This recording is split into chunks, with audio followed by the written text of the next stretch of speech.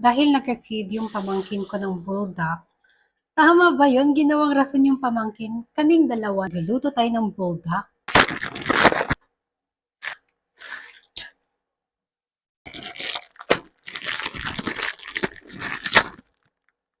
Takpan. Pag kumonti yung tubig, maglalagay tayo ng evaporada, buldak powder,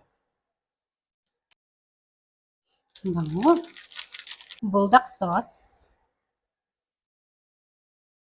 spinach, para may gulay pa din. Tapos, chicken breast. Takpan ng 1 minute lang. Mix.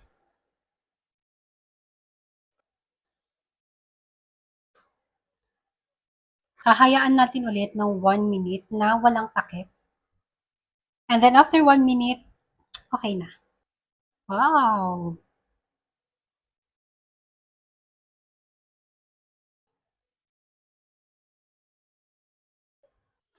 Kain!